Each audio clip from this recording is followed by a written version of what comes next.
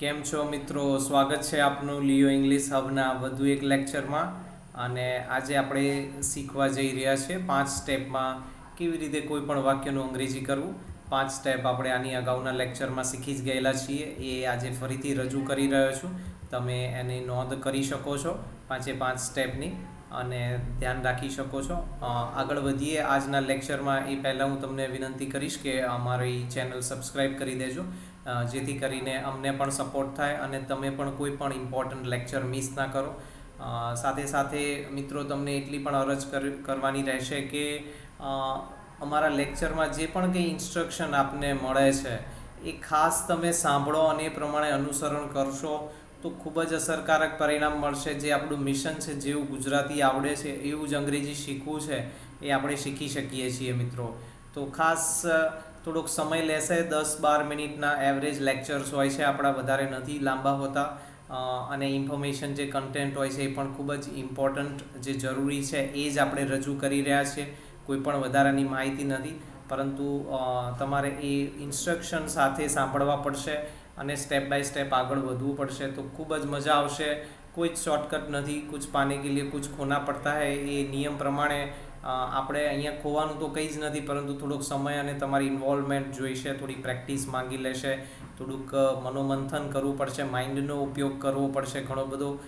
તો આવો મિત્રો આગળ વધીએ છીએ. આ 5 સ્ટેપ જે આપ સ્ક્રીન ઉપર જોઈ રહ્યા છો, આની અગાઉના લેક્ચરમાં પણ આપણે જોયા જ હતા. આજે પણ તમે તમારી નોંધ બનાવી શકો એના માટે રજૂ કર્યા છે. તો હવે નેક્સ્ટ સ્ક્રીન ઉપર હું તમને લઈ જઈ રહ્યો છું.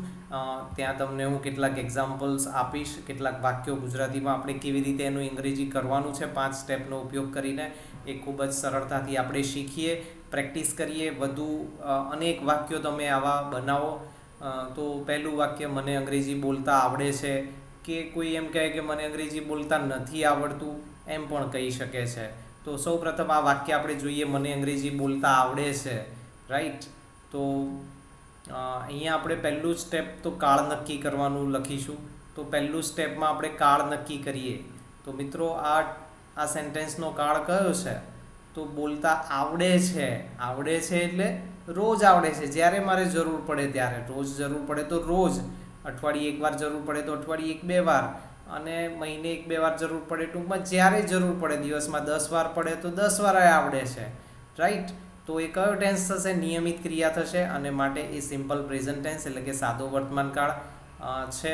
અને એના પ્રમાણે આપણું એનું ફોર્મ્યુલા છે subject plus verb S plus object, પોઝિટિવનું ફોર્મ્યુલા છે. તો અહીંયા પોઝિટિવ વાક્ય છે, નથી આવડતું એવું નથી. માટે પોઝિટિવ વાક્યની રચના આપણે એપ્લાય કરીએ એના માટે જરૂર પડશે સબ્જેક્ટ ઓબ્જેક્ટ વર્બની. તો સૌપ્રથમ અહીંયા આપણે વર્બ શોધીશું.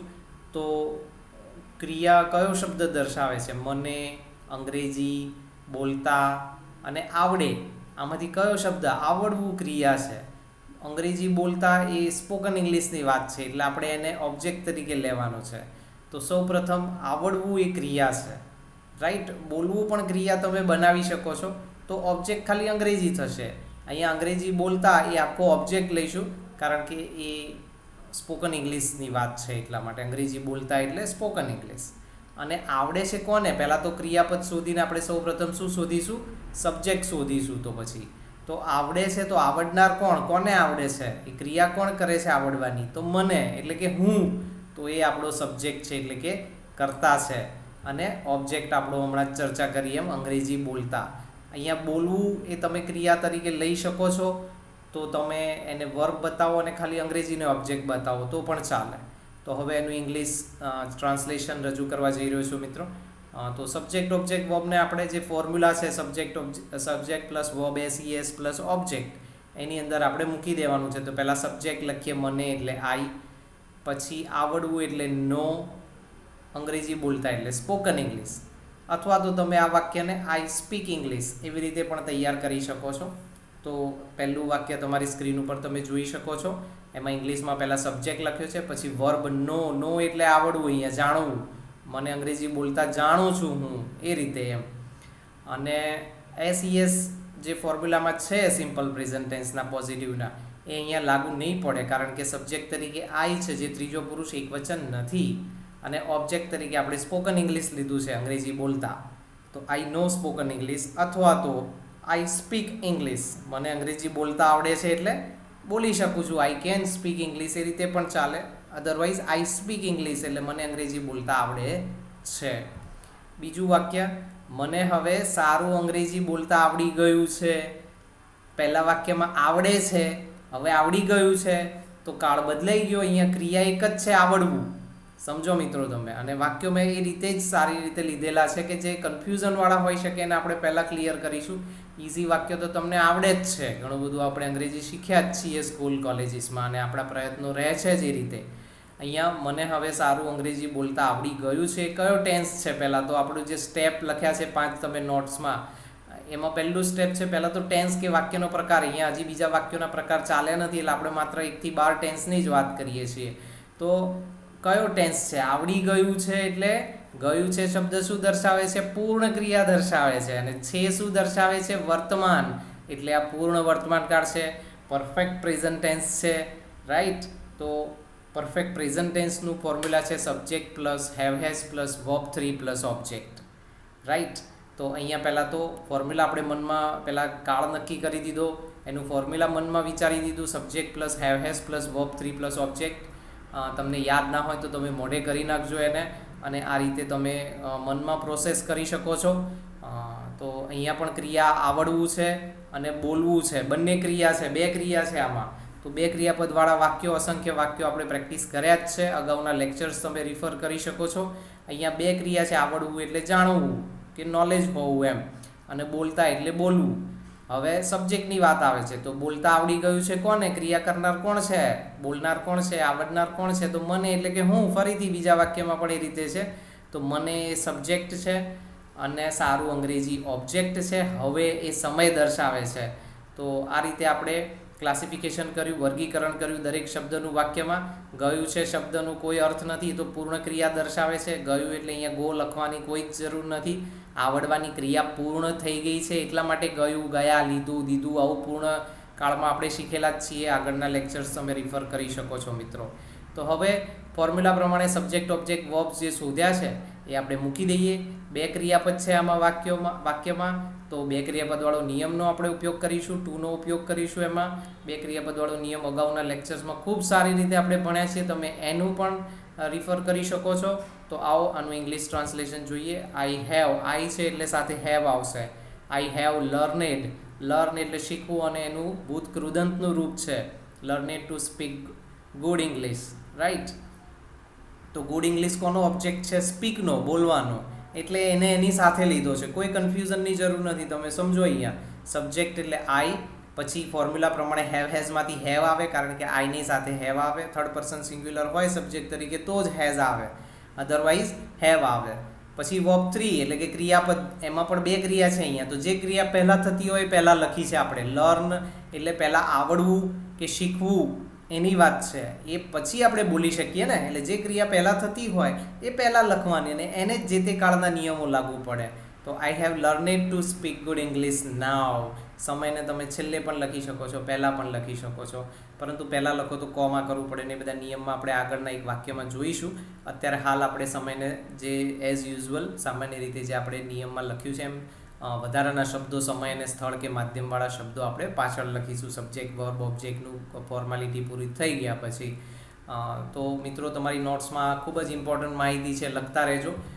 નેક્સ્ટ સ્ક્રીન ઉપર હું તમને લઈ જઈ રહ્યો છું. બીજું એક્ઝામ્પલ છે, હું સારું અંગ્રેજી બોલતા શીખવા માંગતો હતો. અહીંયા રેન્ડમલી વાક્યો લીધા છે, કોઈ એક ટેન્સના નથી, રાઈટ? તો હવે આ ટેન્સ કયો છે એ તમારે ઓળખવાનું, મનમાં નક્કી કરવાનું. તો માંગતો હતો એટલે અહીંયા હતો આવ્યો એટલે ભૂતકાળ તો નક્કી છે. કયો ભૂતકાળ છે? તો પૂર્ણ ભૂતકાળ છે, કારણ કે માંગી રહ્યો હતો હોત તો કન્ટિન્યુઅસ પાસ્ટ ટેન્સ થાત. અમુક સમયથી માંગી રહ્યો હોત તો કન્ટિન્યુઅસ પરફેક્ટ થાત. અને સિમ્પલ પાસ્ટ ટેન્સમાં તો આપણે શીખ્યા જ છીએ કે પાછળ છે હતું હશે આવે જ નહીં, રાઈટ? અને અહીંયા હતો આવ્યું છે એટલે એ તો પૂર્ણ ભૂતકાળ છે. ઓકે, તો પૂર્ણ ભૂતકાળનું ફોર્મ્યુલા મનમાં નક્કી કરી લઈએ. Subject plus had plus verb 3 plus object. Verb 3 એટલે ભૂતકૃદંતનું રૂપ અહીંયા પણ ઉપયોગ થશે. તો અહીંયા પણ 2 ક્રિયાપદ છે, તો એ 2 ક્રિયાઓ આપણે ફટાફટ શોધી દઈએ. તો શીખવું અને માંગવું, બોલવું એ પણ ક્રિયા તરીકે તમે લઈ શકો છો, પણ એ પછી થોડું કોમ્પ્લેક્સ થઈ જશે. માટે અંગ્રેજી બોલતા એને આપણે સ્પોકન ઇંગ્લિશ તરીકે ઓબ્જેક્ટ તરીકે લઈએ છીએ. તો પહેલાં તો 2 વર્બ આપણે શોધી લીધા. કે ભાઈ માંગવું અને શીખવું. માંગવું એટલે ઈચ્છવું, માંગતો હતો એટલે ઈચ્છતો હતો, રાઈટ. પછી સબ્જેક્ટ એ શીખવા અને માંગનાર કોણ છે તો હું છું. અને શું શીખવાનું છે, શુંથી પ્રશ્ન કરતા ઓબ્જેક્ટ મળે એટલે સારું અંગ્રેજી બોલતા એટલે ગુડ સ્પોકન ઇંગ્લિશ. તો અહીંયા આપણે સબ્જેક્ટ ઓબ્જેક્ટ વર્બ ક્લાસિફિકેશન જે આપણા બીજા સ્ટેપનું હતું એ આપણે પૂરું કર્યું. ત્રીજા સ્ટેપ પ્રમાણે આપણે ફોર્મ્યુલા યાદ કરી લીધું અને ચોથા સ્ટેપ પ્રમાણે હવે સબ્જેક્ટ ઓબ્જેક્ટ વર્બ મૂકીને વાક્ય બનાવી દઈએ. વધારાના શબ્દો પાંચમા સ્ટેપના છેલ્લે. તો આઈ વોન્ટેડ તો આઈ wanted to learn good spoken English. અહીંયા પરફેક્ટ પાસ્ટ ટેન્સ છે પરંતુ આપણે સિમ્પલ પાસ્ટ ટેન્સના ફોર્મ્યુલા પ્રમાણે એને ટ્રાન્સલેટ કર્યું છે. I wanted to learn good spoken English, right. I had wanted to learn good spoken English એ રીતે પણ તમે લખી શકો છો પરફેક્ટ પાસ્ટ ટેન્સના ફોર્મ્યુલા પ્રમાણે. પરંતુ અહીંયા ભલે પરફેક્ટ પાસ્ટ ટેન્સ છે ગુજરાતીમાં, સિમ્પલ પાસ્ટ તરીકે વધારે સ્યુટેબલ છે અને એટલા માટે જ અહીંયા આપણે ભલે પરફેક્ટ પાસ્ટ ટેન્સ છે, અંગ્રેજીમાં વાક્ય રચના કોની યુઝ કરી છે, સિમ્પલ પાસ્ટ ટેન્સની. એનો કોઈ ખાસ પર્ટિક્યુલર નિયમ નથી. તમે તમારી ઈચ્છા પ્રમાણે પરફેક્ટ અને સિમ્પલ પાસ્ટ ટેન્સમાં અદલ બદલ કરી શકો છો. જ્યાં તમને સિમ્પલ પાસ્ટ ટેન્સ બોલવામાં વધારે સારું લાગે ત્યાં સિમ્પલ પાસ્ટ ટેન્સનો ઉપયોગ કરો, ભલે પાછળ હતું આવતો હોય. અને પરફેક્ટ પાસ્ટ ટેન્સનો તો ઉપયોગ ઓબ્વિયસલી કરી જ શકો છો, પાછળ હતી આવ્યો છે તો અહીંયા આઈ હેડ વોન્ટેડ અથવા તો આઈ wanted to learn good spoken English. Next sentence, અમે બધાએ ઘણી ચેનલ્સ પર શીખવાનો પ્રયત્ન કર્યો. તો વર્બ પ્રયત્ન કરવો, શીખવું બીજું ક્રિયાપદ છે. અમે બધા એ સબ્જેક્ટ છે અને ઘણી ચેનલ એ માધ્યમ છે. ઘણી ચેનલ પર એ અહીંયા ઓબ્જેક્ટ તરીકે આપણે લઈશું. તમે જોઈ શકો છો વ્યાખ્યાઓ અને નિયમોનું તમે રિફર કરી શકો છો. જો નોટ્સ બનાવ્યા હોય તો એ પ્રમાણે પણ કરી શકો છો. તો અમે બધાએ ઘણી ચેનલ્સ પર શીખવાનો પ્રયત્ન કર્યો. સબ્જેક્ટથી શરૂઆત કરીશું. વી all tried to learn on many channels. અહીંયા તો કર્યો હતો એવું છે નહીં એટલે સિમ્પલ પાસ્ટ ટેન્સ છે એટલે આપણે સિમ્પલ પાસ્ટ ટેન્સ પ્રમાણે જ કર્યું છે. તો વી ઓલ ટ્રાઈડ, ટ્રાયનું વર્બ ટુ અહીંયા તરીકે ઉપયોગ કર્યો છે. તો we all tried to learn, બે ક્રિયાપદ છે એટલે પહેલું જે ક્રિયાપદ છે એને જ વર્બ ટુ કર્યું છે એટલે ભૂતકાળનું રૂપ ખાલી પહેલા ક્રિયાપદનું જ કર્યું છે, બીજા ક્રિયાપદનું સાદું રૂપ લખ્યું છે. વચ્ચે ટુનો ઉપયોગ કર્યો છે બે ક્રિયાપદને જોડવા માટે. We all tried to learn on many channels. On many channels એ આપણું માધ્યમ છે, એના માધ્યમથી આપણે ઘણું બધું શીખવાનો પ્રયત્ન કર્યો. નેક્સ્ટ સ્ક્રીન ઉપર લઈ જઈએ તમને. હવે અમે લિયો ઇંગ્લિશ હબ સબસ્ક્રાઈબ કરી દીધી છે. તો સબસ્ક્રાઈબ કરવું એક ક્રિયા છે તો આપણે પહેલાં એને ક્રિયા તરીકે લખી લઈએ. સબસ્ક્રાઈબ કરનાર કોણ છે, અમે છીએ તો એ આપણે સબ્જેક્ટ તરીકે લઈ લઈએ આપણે. અને સબસ્ક્રાઈબ શું કરવાનું છે, શુંથી પ્રશ્ન કરો એટલે ઓબ્જેક્ટ મળે છે તો લિયો ઇંગ્લિશ હબ. અને હવે એ તો સમય છે આપણો. તો આ રીતે ક્લાસિફિકેશન કરી દીધું. સબસ્ક્રાઈબ કરી એ ક્રિયા છે અને પાછળ જે બે શબ્દો વધે છે એ તો પૂર્ણ ક્રિયા, પૂર્ણ વર્તમાનકાળ દર્શાવે છે. તો દીધી છે એટલે આપી દીધી છે કે સબસ્ક્રાઈબ કરી દીધી છે, ક્રિયા પૂર્ણ થઈ ગઈ છે. ભલે શીખવાનું ચાલુ હોય પણ સબસ્ક્રાઈબ કરવાની ક્રિયા તો પૂર્ણ થઈ ગઈ છે. અને માટે અહીંયા દીધી છે શબ્દનો આપણે કોઈ ઇંગ્લિશમાં એનું કંઈ કરવાનું રહેતું નથી. તો એનું ઇંગ્લિશ ટ્રાન્સલેશન આપણે અહીંયા જોઈ લઈએ. અને અહીંયા આપણે થોડોક ફેરફાર એ રીતે કર્યો છે કે સમયને પહેલાં લઈ લીધો. જે મેં કીધું હતું કે સમયને તમે છેલ્લે લેવો જોઈએ, પરંતુ જો તમે પહેલાં લઈ શકો છો તો શું કરવાનું છે, તમારે કોમા કરવાનું છે. તો નાવ અને પછી વાક્ય આગળ આવે છે આપણું subject. We have subscribed. Subscribe એટલે સબસ્ક્રાઇબ કરવું, એનું વર્બ 2 ને વર્બ 3 છે સબસ્ક્રાઇબ્ડ. તો we have subscribed the Leo English Hub. આ પરફેક્ટ પ્રેઝન્ટ ટેન્સ છે માટે subject plus have has plus verb 3 plus ઓબ્જેક્ટનો ઉપયોગ કર્યો છે. તો કેટલા સુંદર વાક્યો મિત્રો બને છે. આવું ઇંગ્લિશ તમે લખો કે બોલો, પહેલાં લખવાની પ્રેક્ટિસ પાડો, તમારું લેવલ અપ કરો અને ધીમે ધીમે તમે લખવાનું ઓછું કરી દો કે બંધ કરી દો અને મનમાં આ બધું ગોઠવણ કરી શકો છો. અને આપણે એ રીતે પણ પ્રેક્ટિસ કરવાની જ છે ઇન ફ્યુચર. અમને દરેક લેક્ચરમાં કંઈક નવું શીખવા મળી રહ્યું છે. તો અહીંયા પણ બે ક્રિયાપદવાળું વાક્ય છે, પણ મળી રહ્યું છે કયો કાળ છે? સૌ પ્રથમ સ્ટેપની વાત કરીએ તો કન્ટિન્યુઅસ પ્રેઝન્ટ ટેન્સ, ક્રિયા થઈ રહી છે માટે શીખવા મળી રહ્યું છે.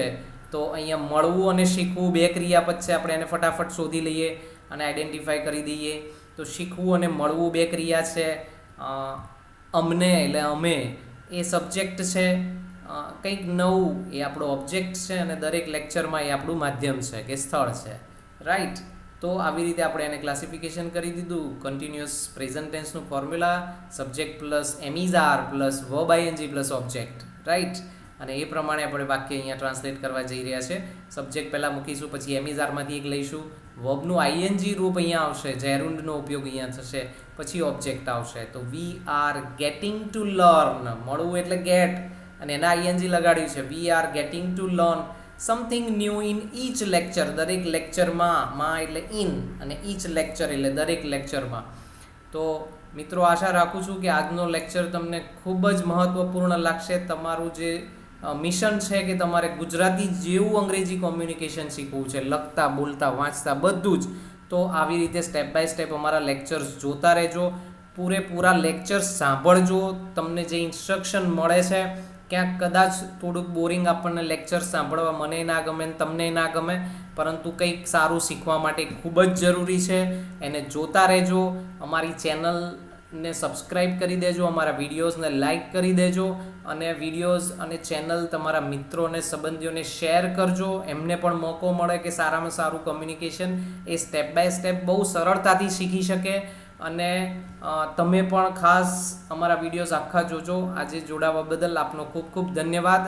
આવનારા લેક્ચરમાં ફરીથી ખૂબ જ ફળદાયી માહિતી સાથે આપણે હાજર થઈશું. ત્યાં સુધી ધન્યવાદ મિત્રો.